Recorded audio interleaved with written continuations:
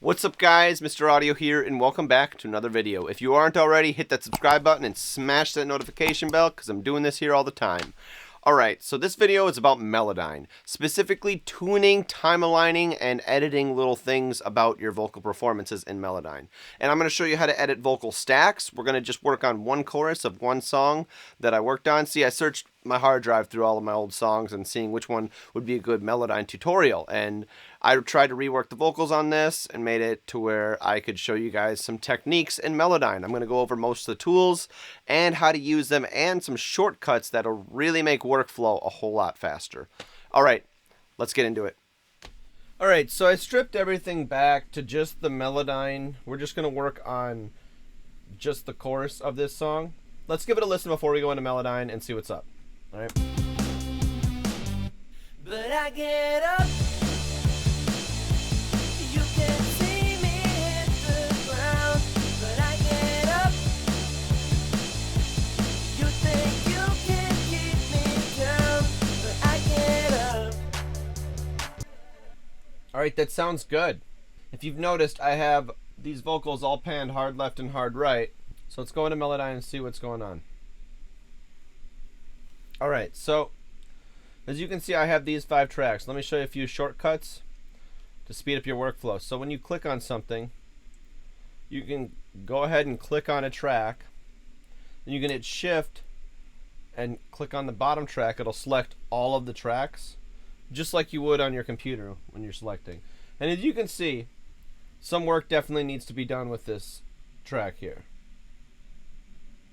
But we're just going to work on this first chorus right here, and we're going to clean it up a little bit. All right, I'm going to show you how each function works, and I'm going to go over what I would do, how to edit the vocal stack with the lead vocal, pitch correction wise and whatnot. All right, so I've been using Melodyne for a long time, and what I like to do is I like to get rid of either any breaths or sibilants on the backup vocals. So I'm just going to go through and kind of take away standalone breaths like this. And we're done. Okay, so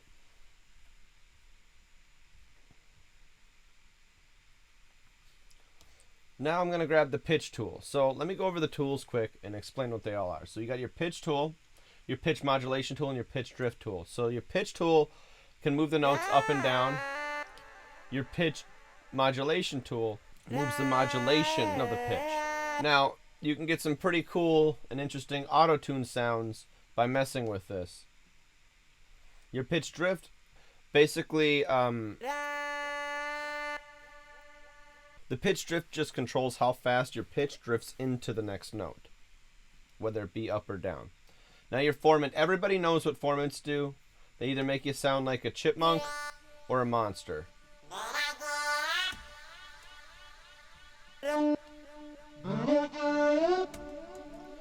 There's one more thing I can say about formants that'll help you understand it better. It is the non-pitch related content of that audio performance, whether it be a vocal, acoustic piano recording, guitar, anything. It is the non-pitch related content.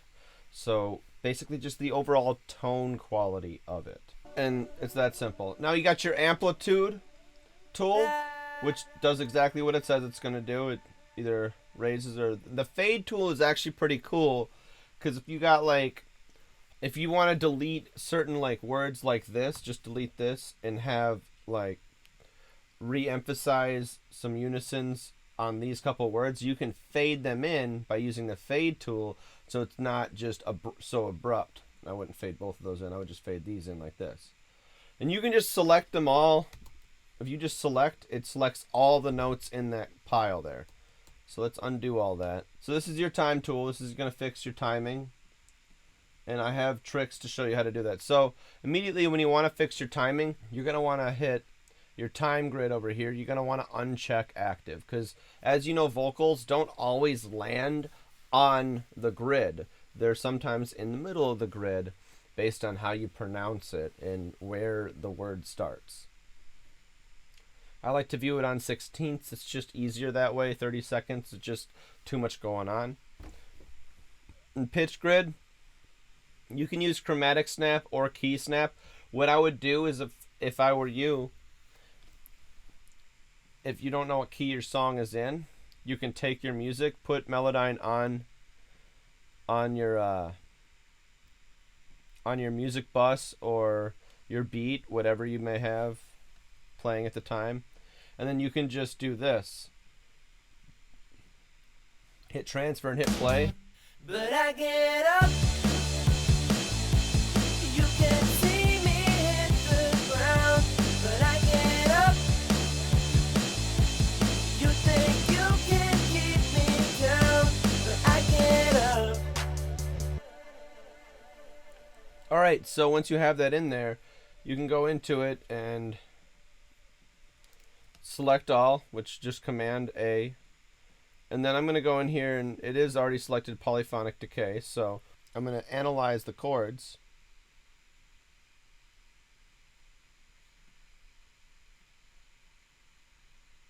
And I'm also going to analyze the key. I'm pretty sure it's in D major, but I think it's detecting some funky notes in there anyways. So it did detect the chords pretty correct here. Alright, so you can figure out what key you're in, and you can click up here by holding and hit key snap, and it'll highlight where all the keys are, and you can snap to the key. But obviously D minor is not the correct key we're in. Let's just try D major.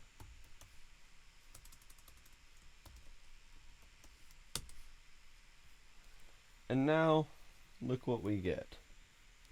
Something more to our taste. Alright, so we're in the key of D major, and so you can snap to your key, you can do chromatic snap, you can have no snap, but I have a tool for no snap. In a minute I will show you that in a second. So I just selected all of them, and then what I want to do is I want to use the pitch tool to kind of line up all the pitches. Remember, the waveform blobs are just to kind of show you where Melodyne thinks the note should be. The line is actually where your pitch is. So I'm just going to make all of these the same. This is obviously the lead vocal breath, and I kind of want that there. Otherwise it'll make it sound a little bit robotic. So I'm going to go through here. Alright, so down here at the bottom of the screen, there's there's 3 little dots with lines. You're going to want to click that. It's going to separate all of this out. So you're going to take your time tool, and you're going to make sure your pitch grid is not, or your time grid is not active.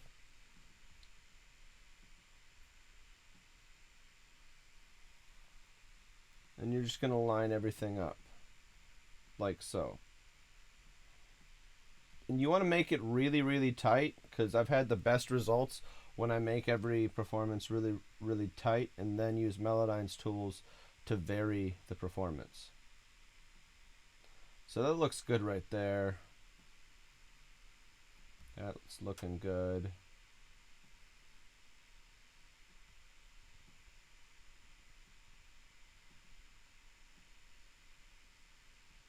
It's looking good.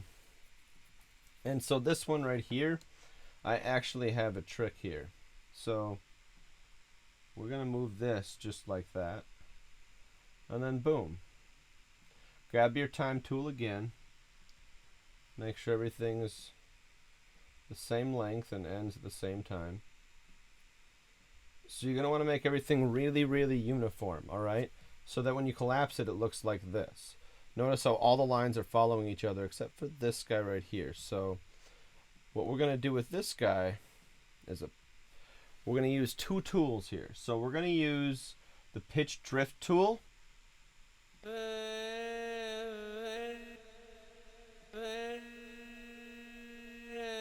And it's not giving us the results that we want. So what we're going to do is we're going to go back. We're going to grab this time handle tool. And I'm just going to try to stretch that. But I get up. And then I'm going to use a pitch modulation tool to kind of augment that. But I get up. Now, when we collapse it, let's see our lines. They're a bit better. Alright, so we're getting better results. And then let's move on to this part right here. So it's okay if your lines line up really well to leave stuff like this and to not chop notes in half, but I'm going to show you how to do it anyways, all right? So we're going to do this, and we are just going to chop all of these notes where they start dropping down. And now we're going to close this back up, and we're going to work on these one at a time.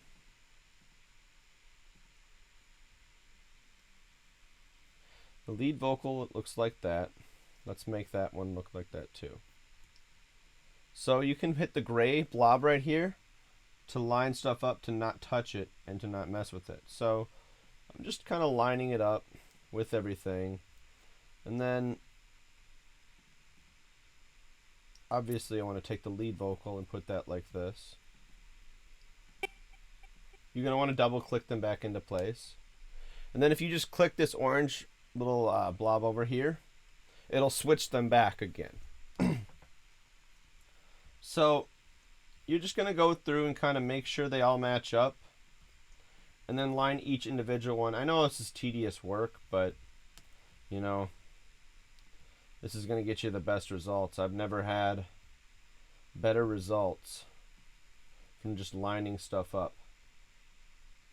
And now something like this is where you grab this note separation tool and you just move that over there, and it would put it up there. And you can toggle this around a little bit to get the results you're looking for. That looks about right. Now I'm going to grab my time tool, kind of stretch this, and make it just line up perfectly. And there you have it. We're done with that part. Now we can move on to the second one. Alright, so the second one, I'm going to stretch this out, stretch that out.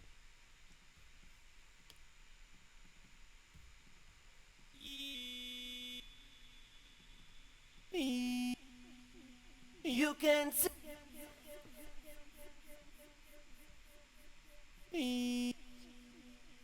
Okay, so this is a spot on the lead vocal here where it dips below where I want it to. But Melodyne still thinks it's right here. What I'm going to do is I'm going to grab the pitch tool and I'm going to hold Option while I toggle this note to where I want it to be. So now let's grab the pitch modulation tool, and we are going to just kind of flatten out that modulation, but we're going to take this right here and drag it to this one so we can. You can see me hit the ground. That sounds good. Sounds good for a lead vocal. It comes down there. Now I'm going to maybe toggle this down a little bit more. Right there. That looks good. So some of these notes you're going to have to manually place because it's not always going to detect it properly. So now you're just going to cut this note, grab your pitch tool, select those notes, double click on them to place them. Grab your time tool, kind of move this where it needs to be.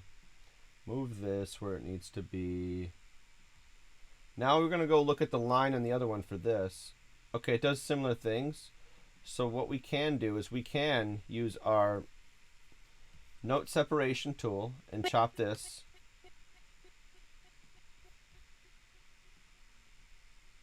See me hit the.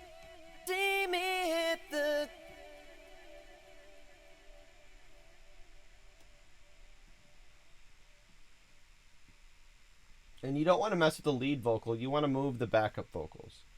All right, so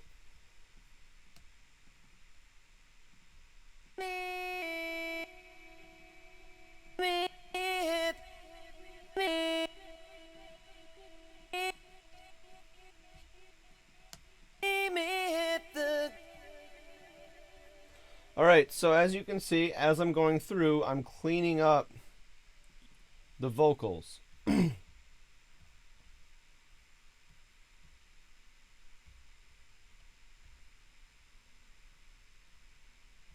Okay, now I'm going to move this.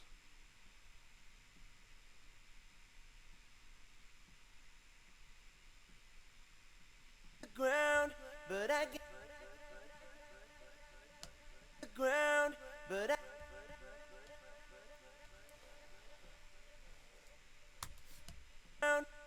get up, And now we're gonna move this up. Probably modulate. but I get up, but I get, but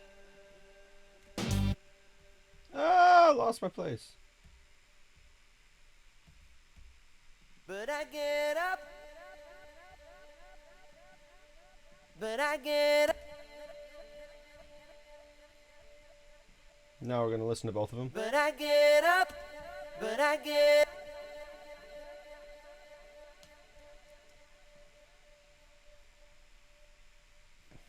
Okay, so this is one of those cases where you want to just match the line. And I'm going to try to match it as best as... But I get up. That sounds better. Alright, so now that you have everything kind of matching, you're going to want to move on to the next one again.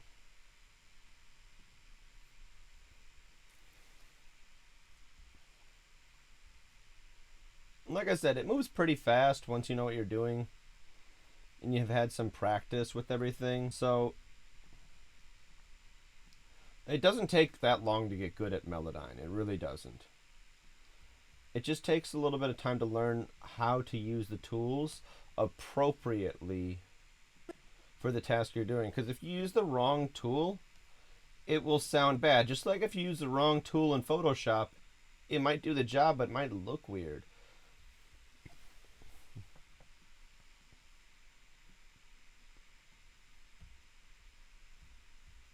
It's all about knowing what tools to use.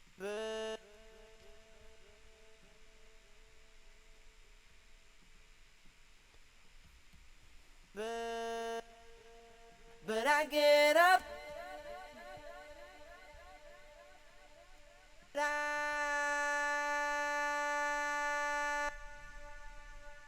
Alright, that looks good. Now we got one more to do.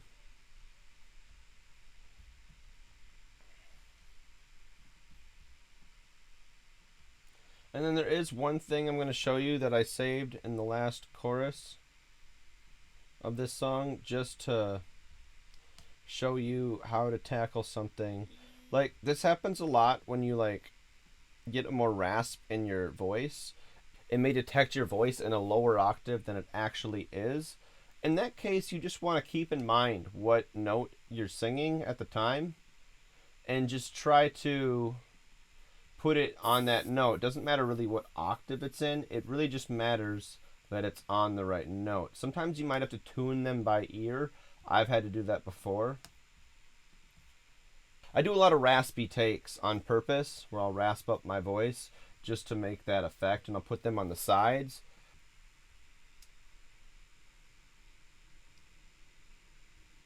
I'll do a video on how I process vocal stacks for like rock songs. Alright, so this is another one of them cases where you'd want to move this like that.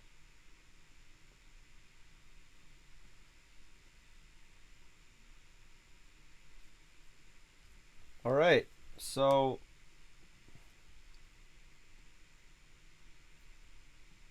now that you've made all of your performances perfect, what you can do is you can select all of them to make sure that they're perfect, and then go to this tool to make sure they're actually perfect. Like I said, you have some manual tuning happening on some of the... Okay, so these notes don't look like they're lined up on the right. Okay, they are. But you can always touch these up a little bit here. Like I said. You open this editor to figure out how close everything actually is. And we did a pretty good job. Now I'm going to do some group editing after we make sure everything's lined up. And it's really going to speed your workflow up if you work on stacks like this, the way I'm going to show you in a second.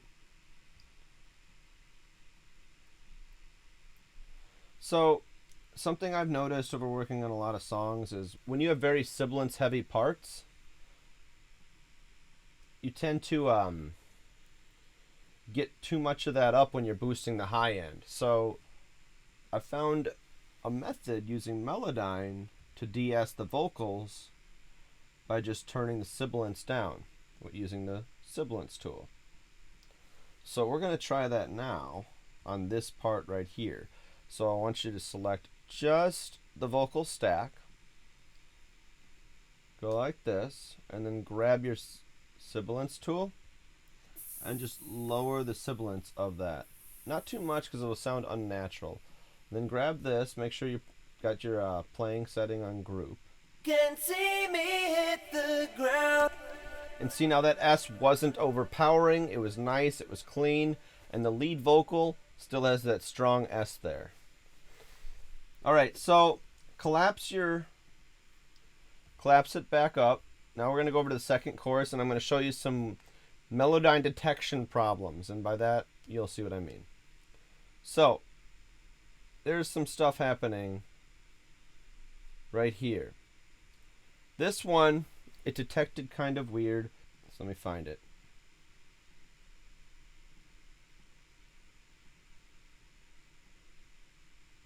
This is the lead vocal on the second chorus right here, and this G should really be up here, but some reason, You can.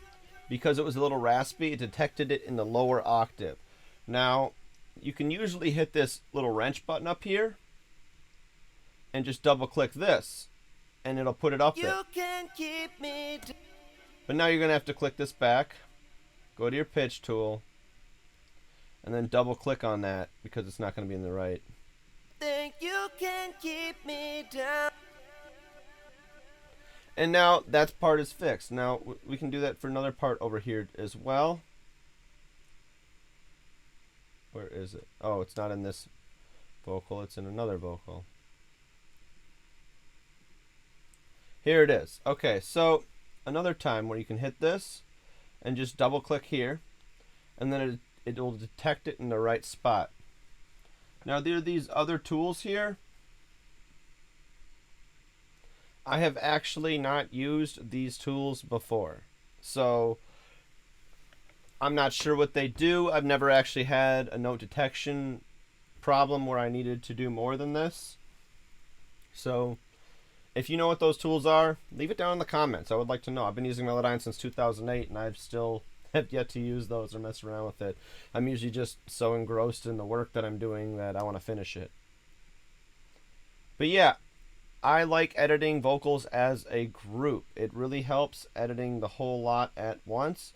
But now we're going to do something really cool. So what I'm going to do is when you're done editing all your vocals and you got them all lined up really nice and it sounds good, But I get up. You can see me. let's zoom in here. It looks like we got some weird stuff happening. Oh, no, that's the one where we manually placed it there. Okay. You can see me hit the ground, but I get up.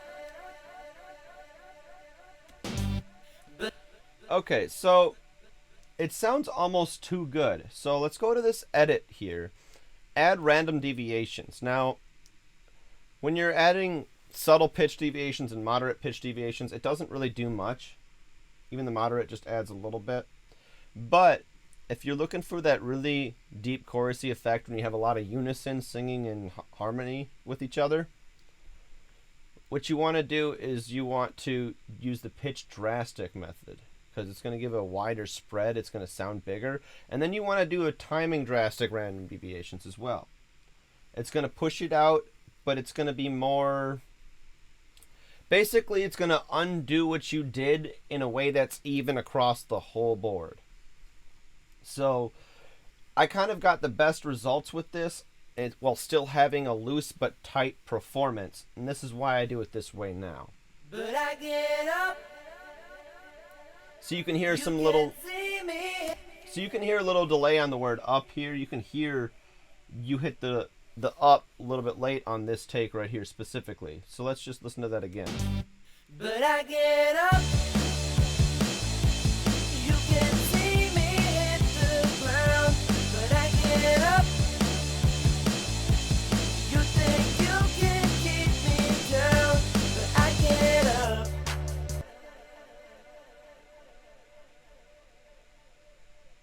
looks like we have some stuff to work on over here. But that's basically how you use Melodyne. I will go over a more in-depth version of this in another video, but I wanted to get this out there so you guys could use Melodyne to the extent that I use it, and mess around with it yourself. See if you can find any more cool workflow techniques using all of the tricks I've shown you. Well, that's it for this video, guys. I hope you learned a lot. I hope you use these Melodyne tips and tricks, especially the group editing function. That one really saves me a lot of time where I can edit multiple tracks at a time. That is so useful. Anyways, if you like this content, smash the like button for me. It really helps the algorithm, and I'd really appreciate you. And as always, thank you for watching, and I'll see you in the next one. Mr. Audio, out.